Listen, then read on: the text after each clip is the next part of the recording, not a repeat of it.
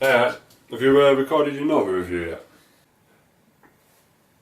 No, I'm just writing the notes up now. You're writing your notes up now? I only just got around to playing it enough for me to kind of know what I'm talking about. Why? I may have been playing Power Rangers Legacy Wars a little bit too much. What do you mean you've been playing Power Rangers Legacy Wars? You did the review for that like 2 weeks ago. I know. I just need to get to the next league so that I can unlock Tommy. You know, the Green Ranger? No, fuck the Green Ranger. I want this review out there and uploaded by, let's say, Wednesday, the 26th of this month. But that's today! I know it's today. Get it done. Well, what a dickhead my inner self is. Well, best get on with it then, aren't we? Zombie apocalypse.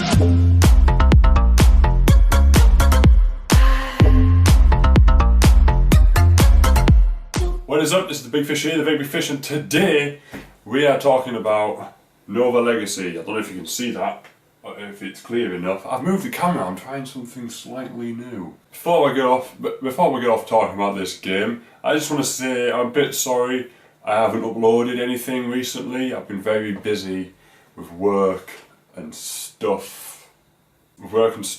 But we're getting there, and I've just struggled to write the review for this game, or actually play this game, because I can't stop playing the Power Rangers Legacy Wars game that I spoke about ages ago, like 2 weeks. But, meh, we'll get there. I've got it here now. I'm going to record and edit and upload straight away. And I mean that as a promise. So, what I'm saying is the video is going to be up and recorded the day you see it. So yeah. So, let's get on with it. As you know, I talk about three categories: graphics, gameplay and freemium, in that order. And so we'll hit off with the first one being graphics. The graphics in this game are good. They're not console good, or PC good. They're not to that standard, they're not to that level, but they are good enough. I mean, it's a mobile game. You're not going to expect fancy hyper-realistic graphics on a mobile game. I mean, come on. And it isn't, you know, the full package. It's the original game condensed into 20 megabytes.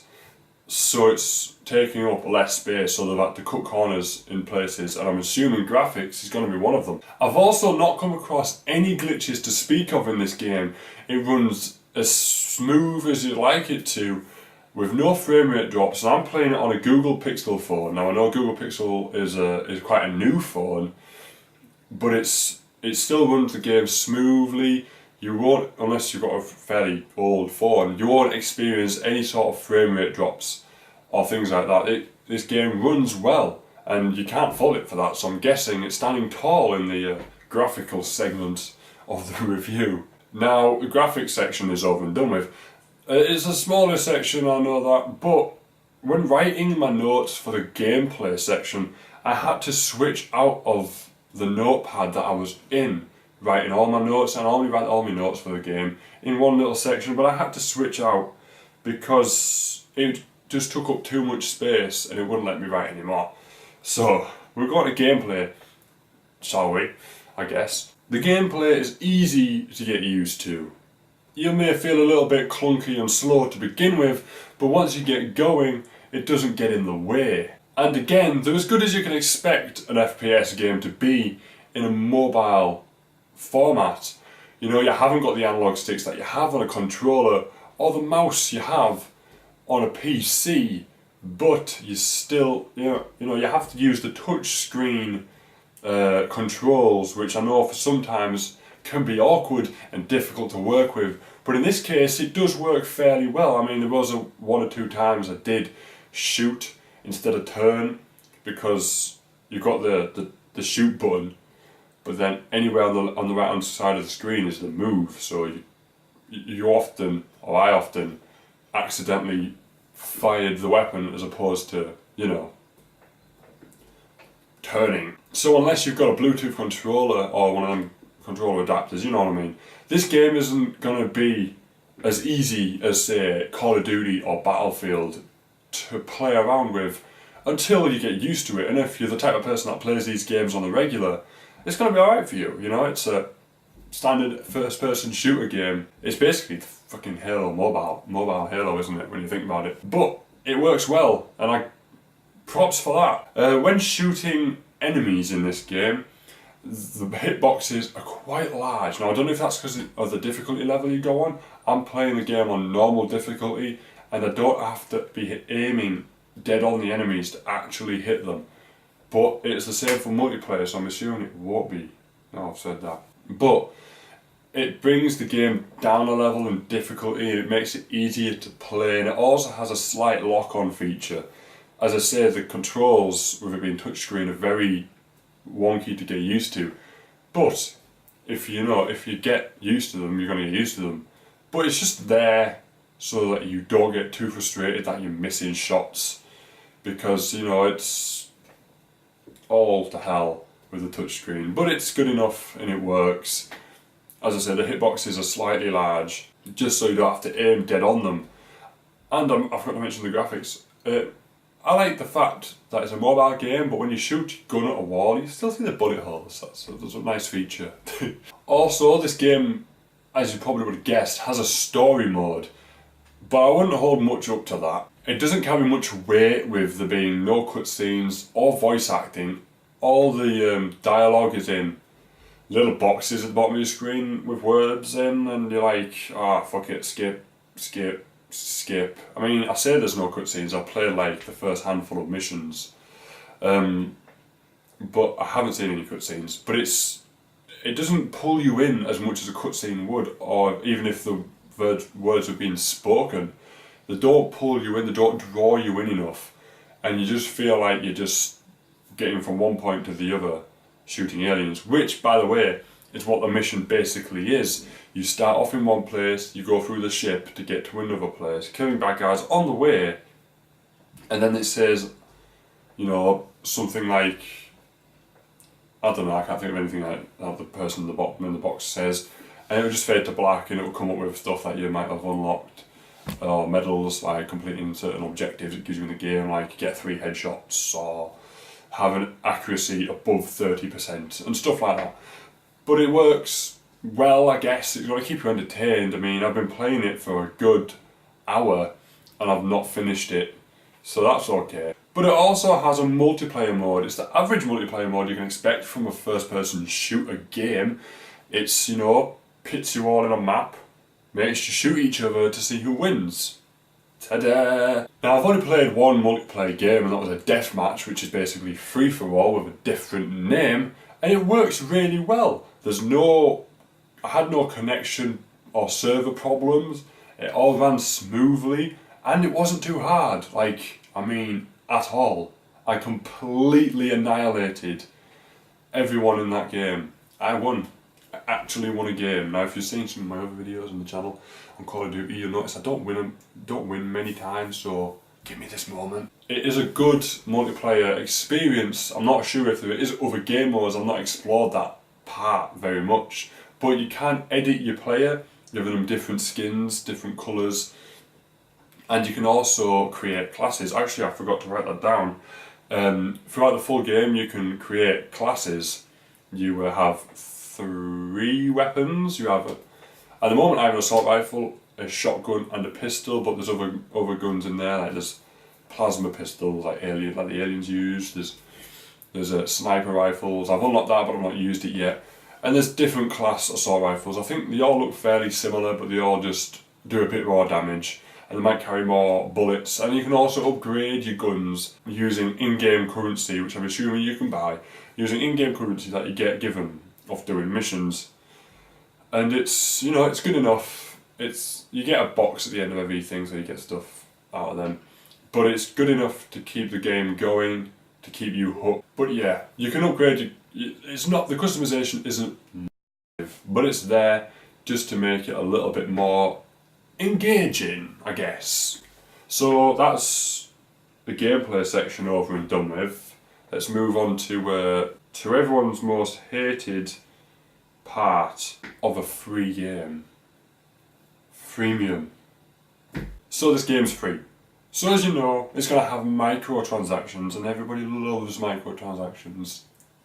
Or at least big companies do anyway.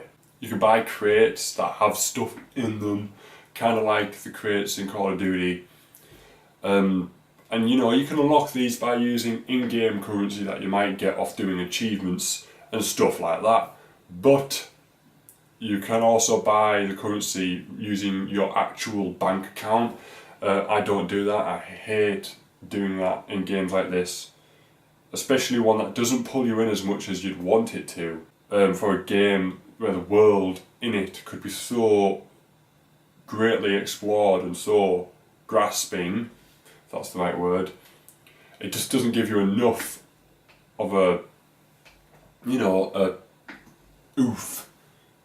push to buy these things so you can get a few extra colours for your guns or to unlock higher, more powerful guns. It doesn't do much for you, or for me anyway, so I wouldn't spend money in this game, but you might do.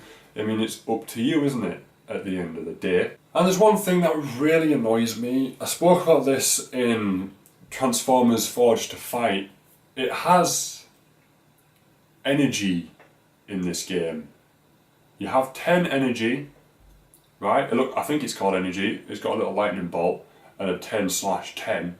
And every time you do a mission, not multiplayer, just a mission, it takes 3 off. It uses 3 to do a mission. And the missions are like 3 minutes, 4 minutes long. So I don't understand as to why it takes 3 off. Anyway, that's not the point. And it takes 3 for a mission, so as you can do, if you do the math, it takes up 3, you have 10. 3, 3, 3, gone. You have 1 left. Oh no! You have 1 energy left. What's that energy going to be used for? Apart from just to sit there and go dusty. Now, the game as well also has a tutorial section at the beginning. Now it plays through like 3 or 4 different missions. And I was like, oh fuck's sake, it's using up my energy. Oh dear, I'm not going to get to play the game after I've finished the tutorial segments. But you do, it recharges, so don't get worried at that. But as I've said many a time, this really, really annoys me. I don't like needing to wait to play a game that is made for you to play anywhere you want. Why? But yeah, it's just shit. Okay. Another thing as well is you get crates if you play well on multiplayer. Now that's good. I don't know why I didn't mention that earlier, but that's really good. I came first in my multiplayer game and I got a box and it had stuff in it. I think I got 1 card for a plasma machine gun, I think. Something. I got a card. That's one thing I forgot to mention. Each gun has a star rating and you have to unlock so many cards to get that gun and then you unlock it. It's dead easy. It's not difficult, if you know what I mean. It's just, why couldn't you just unlock the guns straight up? Why do you have to... It's like the Power Rangers thing, where you have to unlock ever so many bit of the same ranger before you can actually unlock that ranger. It's like that, but with guns in this. And it's okay, I mean, you get enough of them. I mean, there's no reason for this to annoy you. But if it's the little tiny thing that you nitpick at, well, sorry. It's in there, innit? So that's not my fault. So I'm looking back at my notes, and that's all of the freemium stuff I can give you. So we're going to move on to the verdict. I'm going to give this game a solid 3 out of 5. Now, you're probably thinking that's a bit harsh, but it's out of 5. It's halfway out. It's like giving a game a 5 out of 10. It's not too bad, in all fairness. It has its pros and it has its cons.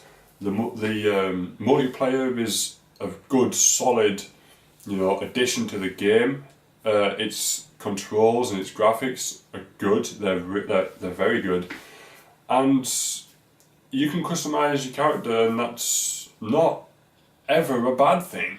But then it does have its downfalls. Like you need to wait for your energy to recharge so you can play the story mode even more. The story mode itself is lacking, and it has a fair few amount of microtransactions to piss you off.